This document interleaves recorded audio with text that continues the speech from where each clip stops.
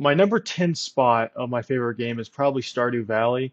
This is my most recent big game I've fallen in love with. And my cousin actually introduced me to this game, and we've played a little bit on it, not too much, but my main save, I have over 200 or 300 hours on it. It's incredible. And the reason why it's so great is because it doesn't feel tedious. Like your chores don't feel tedious because you're actually impacting the world around you. That be building the movie theater back up, building the community center, going to the island and building stuff up there.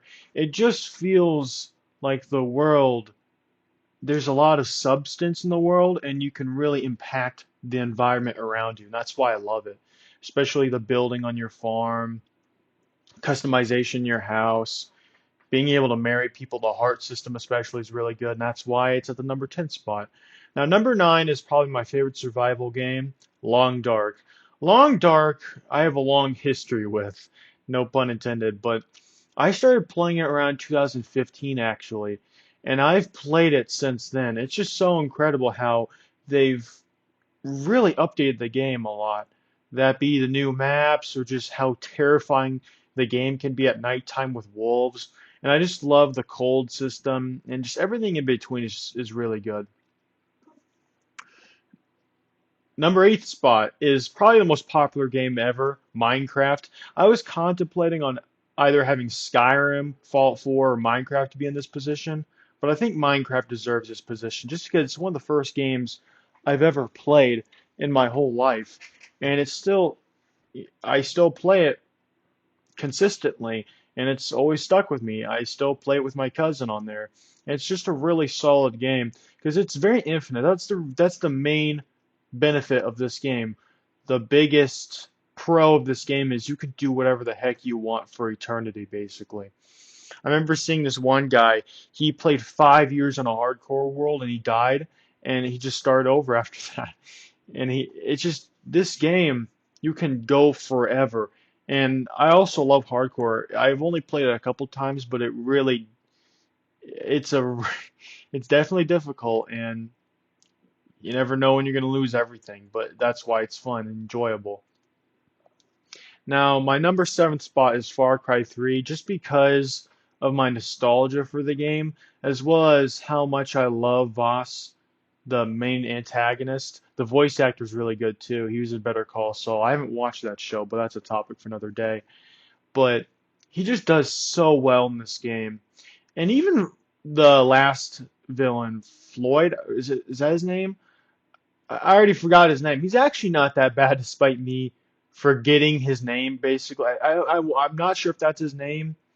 I'll leave a caption, but he's not that bad. It's just my one complaint and Achilles heel of this game is Voss should have been it in the whole game. They shouldn't have killed him halfway through. He should have been the main antagonist through and through. But my main reason why I love the game is Jason Brody's really good. He's definitely the best Far Cry protagonist ever, and I especially love Citra. She's such a neutral character, and she's so twisted, and she's definitely the embodiment of don't stick your junk in crazy.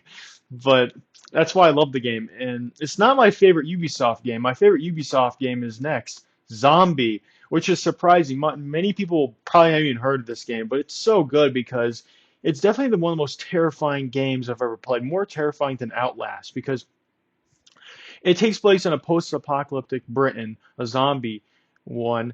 It's zombies infest London. It's just so terrifying. The guttural noises the zombies make, just the jump scares especially are just disturbing. And my favorite aspect of the game is if you die, you have to go get your shit back and your belongings, and you have to kill your original self, which is really interesting. I love that aspect of the game. And that's why it's number 6. My number 5th spot is probably my favorite story, and it's Sleeping Dogs. Sleeping Dogs is slept on, literally. It has one of my favorite characters ever, Wei Shin. It depicts Hong Kong in such a disturbing way, just the crime syndicates, and just he's an undercover cop, and it's such a great story, great modern story about crime, and it really sticks with you the whole game. And especially a lot of the emotional parts of the game, it's still I still remember a lot of it just because of how disturbing it is and how tragic his life is throughout that game. And it really condemns that type of life, but it still glamorizes it to an extent of how fun it can be, driving, being a gangster and all that. But it's not my only gangster game I have on here, though. GTA 4 is my favorite gangster game of all time, just because of how gritty it is. It takes Sleeping Dogs. Well, this was before Sleeping Dogs, but it's basically Sleeping Dogs on cocaine, because the game is just so disturbing. Like I said, Nico does unthinkable things, and the main protagonist is one of my favorite characters of all time.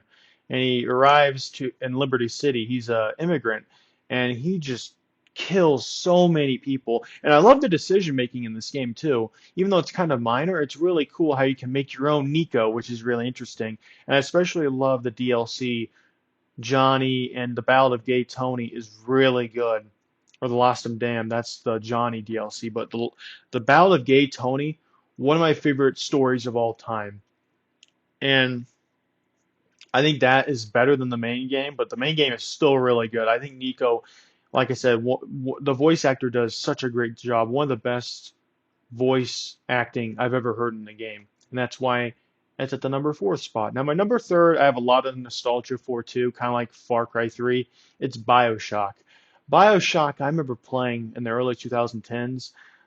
I think I originally played Bioshock 2, then got Bioshock 1, and I just instantly fell in love with it because of Sander Cohen. He's probably my favorite character in the game. Jack, one of the best silence protagonists ever. And the plot twist in the game, one of the best plot twists in all of gaming, easily. And Dr. Suchong is just such a disturbing doctor. Definitely the last doctor you want to have operating on you.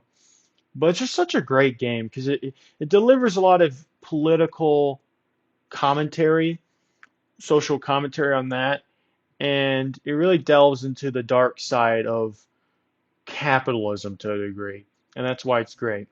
Now, a number second spot is actually the newest, well, not newest game. This game came out in 2004, but one of the games I've recently discovered and played, Vampire Masquerade Bloodlines.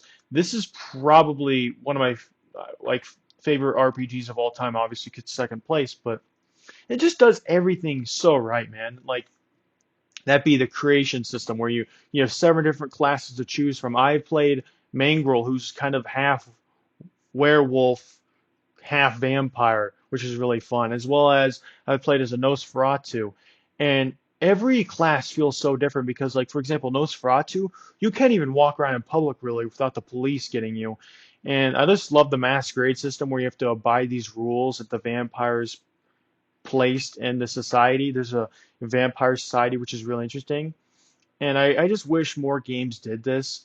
And I mean, even though it's almost impossible to break the masquerade completely in the game, it's still really fun despite that. And I just love how you have to get your own blood. You have to go to the blood bank constantly, buy blood. For especially Nosferatu, you have to stay in the sewers constantly, eat rats. And it's just each playthrough is so different, and you always discover something new. Like I'd even discover that Heather was an actual ghoul you can find in the game until the second playthrough. I completely ignored her the first time, and then when I found her the second time, I was like, "Wow, you can put this person in your apartment, and she'll basically obsess with you and be infatuated with you because you're her vampire lord." And it's really interesting. She's really entranced in you. And that's why I love it. That's why it's at number two. And it has one of the best villains of all time, LaCroix. He's such a dick bag, but he's such a great, charismatic dick bag. If you know what I mean? He's very debonair and and just very savvy and charismatic, and that's why I like him. Now, my number one spot is Fault New Vegas easily. I objectively think Fault New Vegas is the best game ever made. It bewilders me how it took them a year and a half to make this game, and using Bethesda assets too. It's just so weird and mystifying, but that's how you make a great game. From Matthew Perry being in the game, voice acting one of the greatest characters ever, Benny, to just the whole Fallout New Vegas atmosphere when you reach New Vegas, and how it's just there's just no transparency from that place to the rest of the Mojave, because the rest of Mojave is just disgusting and just honestly a shithole. But even in New Vegas, it can be kind of a shithole, but it's just so polarizing and just an anomaly in the apocalyptic world, especially with Mr. House. He's a very compelling character, as well as the Legion. And it's weird how they have nuances with every faction. No faction's perfect. And even like the most evil faction, Caesar's Legion, they have some merit. Like they protect all the roads their traders are on. They actually maintain order, unlike NCO where they're stretched out thin. It's just so interesting, and people to this day are still discussing what is the best faction, what's the best hope for the Mojave, or even the entire country, the ruined U.S. But just I love that, and the politics in this game are just so magnificent. And even Vampire Masquerade Bloodlines has a little bit of politics, but I think Fallout New Vegas has even more. And what's baffling is that the creators of Vampire Masquerade Bloodlines, some of them went on to make Fallout New Vegas, which is so great. And if anything that you learned from this video, please give Vampire Masquerade Bloodlines a chance. You won't regret it. As well as Zombie. Zombie is one of the most terrifying games I've ever played, and I highly recommend it. Those are kind of the two underrated games in this. I would kind of say Sleeping Dogs 2 is underrated, but it definitely has more popularity than Zombie or Vampire Masquerade Bloodlines. And I think that about wraps it up. I hope you guys enjoyed my list. Let me know down in the comments what are your favorite games, your top 10 or top 5. I'd love to hear it. And what are some of your criticisms about this list? Let me know also down in the comments. Hope you guys enjoyed this, and peace out. Bye.